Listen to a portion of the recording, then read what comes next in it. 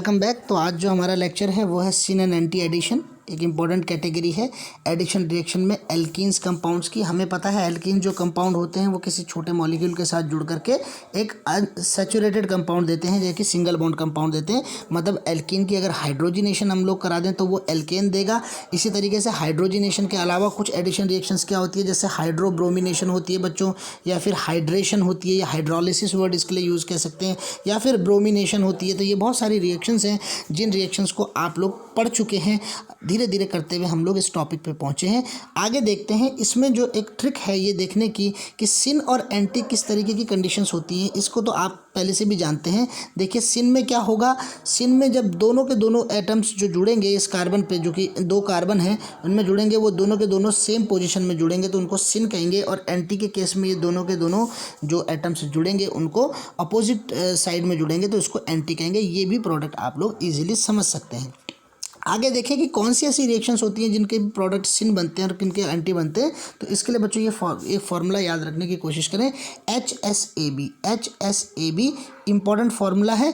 बहुत इजी भी इसलिए हो जाता है क्योंकि इस तरीके का एक रूल आप पहले भी पढ़ चुके हैं, जिसे hard and soft acid and base बोलते हैं। Hard and soft acid and base theory बोलते हैं ना, एसिड बेस की थ्योरी में आप लोगों ने ये पढ़ा हुआ है। तो इस तरीके से फार्मूला याद हो सकता है। सिन और एंटी हो गया एस और ए का मतलब। तो एच का मतलब क्या है इसमें, एच का मतलब है हाइड्रोक्सिलेशन, हाइड्रोजिनेशन या फिर हाइड्रोबोरेशन। ये तीन तरीके की रिएक्शंस जो होंगी इनमें जो प्रोडक्ट बनेगा वो सिन प्रोडक्ट बनेगा। दोबारा से देखिए, हाइड्रोक्सिलेशन मतलब जहां हाइड्रोक्सिल ग्रुप को जोड़ना है। हाइड्रोबोरेशन के केस में आप वाटर मॉलिक्यूल को जोड़ते हैं और प्राइमरी अल्कोहल बनता है, आप लोगों को याद है। और हाइड्रोजिनेशन मतलब जहां पे केवल हाइड्रोजन को जोड़ना है। तो ये तीन रिएक्शंस तो एच से शुरू हो गई। और बी वाली रिएक्शंस में दो रिएक्शंस हमने देख ली। एक ब्रोमिनेशन हो गई, ब्रोमिनेशन मतलब बच्चों Br2 जोड़ दिया, या फिर हेलोजिनेशन भी आ गई, कोई भी हेलोजन जोड़ दिया आपने, X2 जोड़ दिया, या फिर इस तरीके से हेलो ब्रोमिनेशन, या फिर हेलो ब्रोमिनेशन की जगह इसको हाइपो ब्रोमिनेशन होना चाहिए था, या फिर हेलोहाइड्रीन मतलब HOX मॉलिक्यूल जोड़ने वाली जो रिएक्शन है, ये दोनों के दोनों एंटी प्रोडक्ट बनाएंगी। इसको भी आप लोगों ने ध्यान रखना है। अब हम अपने टॉपिक की तरफ मूव कर रहे हैं, जो कि आज हमारा टॉपिक है, जिसका नाम है डाई हाइड्रोक्सिलेशन। बच्चों याद रखना, मैंने आप लोगों को अभी एग्जाम्पल में हाइड्रोक्सिलेशन बोला, एक्चुअली वो डाई हाइड्रोक्सिलेशन होगा। डाई हाइड्रोक्सिलेशन मतलब जो ये CH डबल बॉन्ड CH है, इसमें दोनों कार्बन पे OH लगेंगे और दोनों के दोनों हाइड्रोक्सिल डेरिवेटिव बन जाएंगे। मतलब यहाँ पे जो कंपाउंड बनेगा उसमें दोनों कार्बन के साथ OH ग्रुप, हाइड्रोक्सिल ग्रुप जुड़ जाएंगे। तो डाई हाइड्रोक्सिलेशन इसका नाम है। ठीक है बच्चों। अब देखें, हाइड्रोक्सिल ग्रुप भी दो तरीके से जुड़ सकता है, या तो सिन जुड़ सकता है या फिर वो एंटी जुड़ सकता है। हालांकि मैंने अभी आप लोगों को बोला हाइड्रोक्सिलेशन जनरली क्या होगा, वो सिन होगा, जनरली वो सिन होगा, मगर एक आध ऐसी कंडीशन आएंगी बच्चों जिसमें कि वो एंटी भी हो सकता है। तो इसी तरीके से हमारा जो आज का टॉपिक डेवलप हो रहा है वो हो रहा है syn and anti dihydroxylation reaction. ठीक है ना। तो अब इसकी चार रिएक्शंस हमने यहाँ पे रखी हुई जिसमें जनरली डाई हाइड्रोक्सिलेशन हम स्टडी करते हैं। एक है बच्चों KMnO4 के साथ रिएक्शन। KMnO4 का नाम होता है बच्चों बेयर्स रिएजेंट, 5% KMnO4, और कोल्ड कंडीशन में ये रिएक्शन कराई जाती है। और इसके अलावा बच्चों इसमें NaOH और के साथ वाटर के साथ हाइड्रोक्सिलेशन कराया जाता है ताकि हाइड्रोक्सिल ग्रुप इसमें जुड़ जाए। तो ये आपका प्रोडक्ट बनता है, सिन प्रोडक्ट बनता है। याद रखना, सिन प्रोडक्ट बनता है। देखिए 1 और 2 इन दोनों कार्बन पे हाइड्रोक्सिल ग्रुप जुड़ना है, और ये दोनों कार्बन पे अगर हाइड्रोक्सिल ग्रुप जुड़े तो इसको बोलते हैं बच्चों ग्लाइकॉल। ये वर्ड भी याद रखना है, ग्लाइकॉल। जैसे इथाइल ग्लाइकोल, प्रोपाइल ग्लाइकोल, ये सारे के सारे कब आते हैं, जब दो कॉन्जिक्यूटिव, दो नज़दीक के कार्बन पे दो OH ग्रुप होते हैं तो इसको ग्लाइकॉल कहते हैं। ठीक है बच्चों। इसी तरीके से दूसरा नाम इसका क्या हो सकता है, विसिनल डाईहाइड्रिक अल्कोहल भी हो सकता है। विसिनल मतलब दो नज़दीक के कार्बन, विसिनिटी वाले कार्बन पे। ठीक है। तो इस तरीके से KMnO4 के साथ और ऑस्मियम टेट्रा ऑक्साइड के साथ भी सेम रिएक्शन बनती है। इसी तरीके से एक और इम्पॉर्टेंट रिएक्शन है जिसे बोलते हैं वुडवर्ड हाइड्रोक्सिलेशन, जो कि होती है आयोडीन और सिल्वर एसीटेट की प्रेजेंस में रिएक्शन होती है इस एल्कीन की। और इसी तरीके से एक और रिएक्शन है, ये तीन जो रिएक्शंस पहले की बताई, इन तीनों के प्रोडक्ट बनते हैं बच्चों सिन प्रोडक्ट। जबकि एक और रिएक्शन है जिसमें कि पर ऑक्सी एसिड्स यूज होते हैं। पर ऑक्सी एसिड्स जब यूज होते हैं तो प्रोडक्ट बनता है हमारा एंटी प्रोडक्ट। याद रखना बच्चों, एंटी प्रोडक्ट बनता है।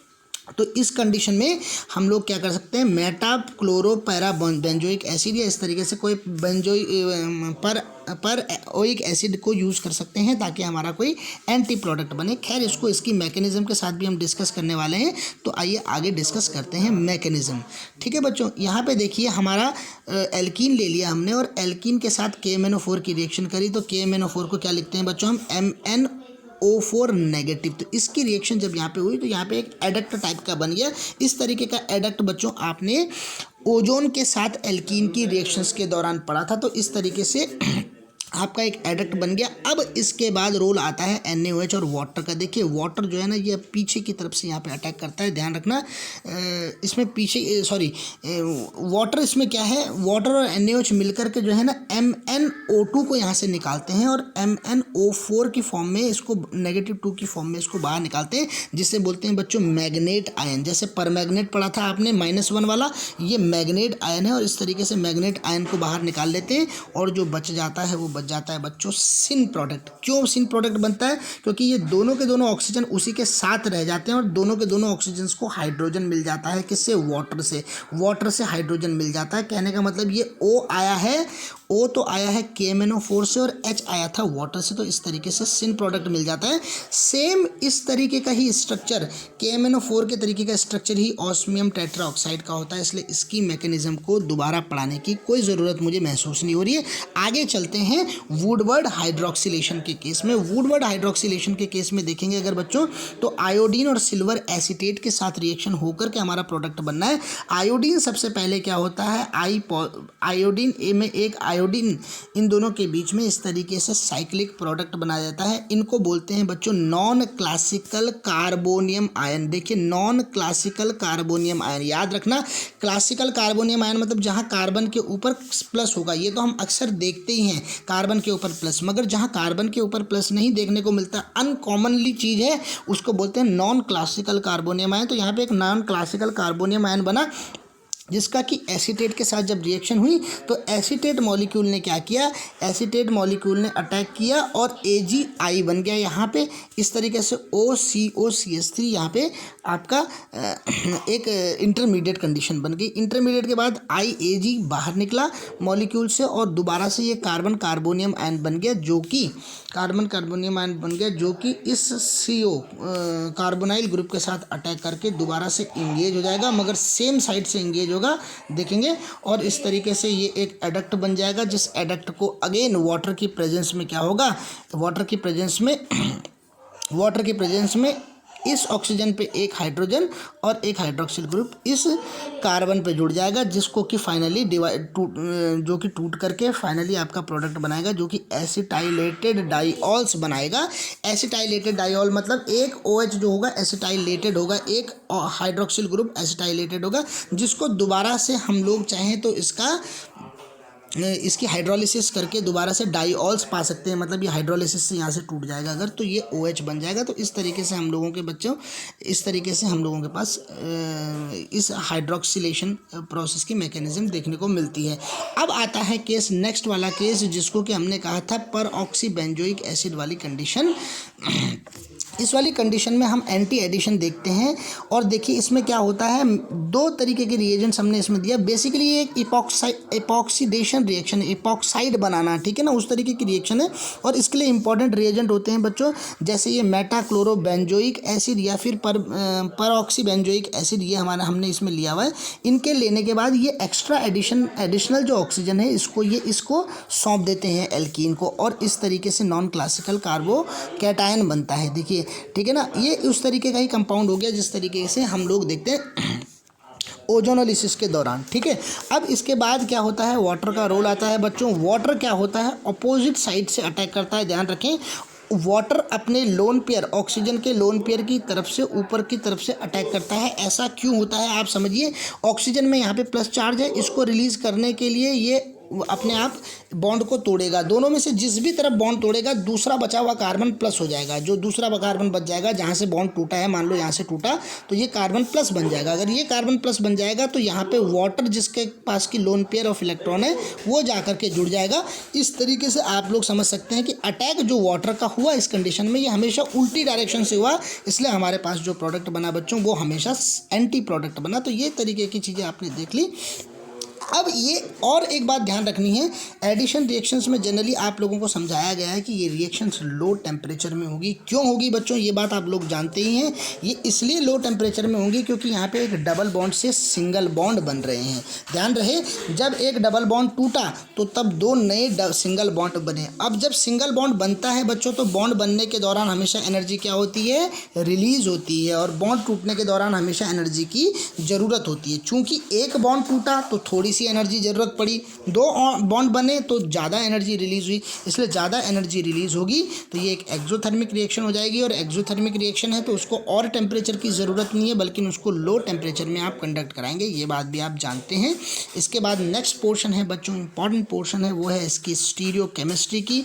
कौन सी कंडीशन में आपका किस तरीके का प्रोडक्ट बनता है। तो देखिए, दो तरीके की कंडीशन इसमें हो सकती है। आपने जो एल्कीन लिया वो दो तरीके के एल्कीन हो सकते हैं बच्चों। यहाँ पे देखिए, एक कंडीशन जबकि एल्कीन सिस हो, देखिए जहाँ पे सब्स्टिट्यूशन किस तरीके का हो, सेम साइड में हो, तो सिस एल्कीन भी हो सकता है और ट्रांस एल्कीन भी हो सकता है। ऑब्वियस सी बात है, सिस एल्कीन और ट्रांस एल्कीन चाहे सिन एडिशन दें चाहे केवल एंटी एडिशन दें, मगर उनसे बनने वाले प्रोडक्ट हमेशा क्या होंगे, अलग अलग होंगे। यही केमिस्ट्री हमने यहाँ पे स्टीरियोकेमिस्ट्री के नाम से पढ़नी है।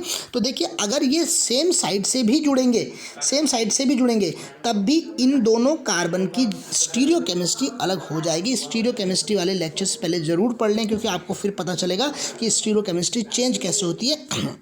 अब देखिए, ये दोनों कार्बन पे दो OH ग्रुप हमने सेम डायरेक्शन में लगा दिए, मगर ये दोनों के दोनों कार्बन कैसे कार्बन बन गए बच्चों इस कंडीशन में, ये एसिमेट्रिक कार्बन बन गए। याद रखना, एसिमेट्रिक कार्बन बन गए। और एसिमेट्रिक कार्बन का मतलब क्या होता है बच्चों, इसकी कोई कॉन्फ़िगरेशन होगी, जैसे R या S कॉन्फ़िगरेशन होगी और इसकी भी R या S कॉन्फ़िगरेशन होगी।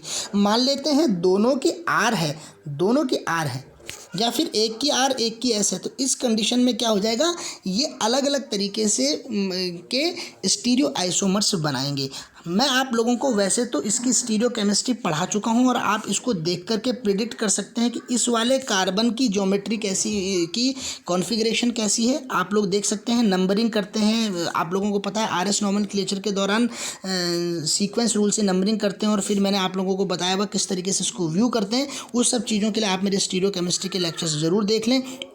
पर इसके अलावा अगर आप लोगों को सिर्फ इसका आंसर ध्यान रखना है, मतलब मोटे मोटे तौर पे, क्योंकि आप इतना हर बार तो कर नहीं पाएंगे, आप लोगों को ज़्यादा जल्दी रिस्पॉन्स करने के लिए एक ट्रिक मैं यहाँ पे दे रहा हूँ।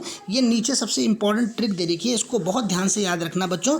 इसकी ट्रिक है सिर्फ कार, आपको सिर्फ कार याद रखना और कुछ याद नहीं रखना। कार का मतलब क्या है बच्चों, मैं कार का आपको मतलब बताने की कोशिश करता हूँ।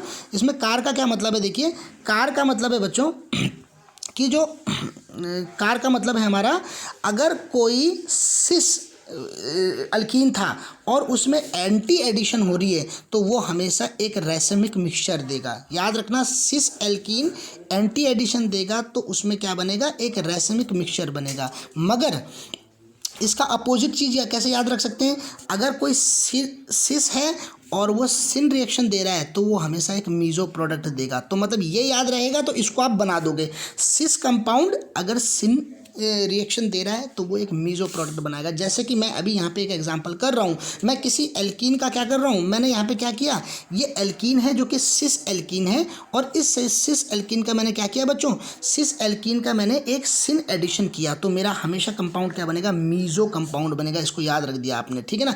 इसी तरीके से ये भी ये क्या है, एक ट्रांस कंपाउंड है। इस ट्रांस कंपाउंड का सिन एडिशन करूंगा तो क्या बनेगा भाई, सिस का सिन एडिशन करके अगर मीज़ो बन रहा है तो ट्रांस का सिन एडिशन करके मुझे मीज़ो तो नहीं बनेगा, तो क्या मिलेगा, रैसमिक मिक्सचर मिलेगा। ऑब्वियस सी बात है, आपको दो ही प्रोडक्ट मिलने हैं, या तो मीज़ो मिलना है या तो फिर रैसमिक मिलना है। कौन सी कंडीशन में रैसमिक मिल रहा है और कौन सी में मीज़ो मिल रहा है, इसके लिए मैंने आपको ट्रिक बताई है, CAR।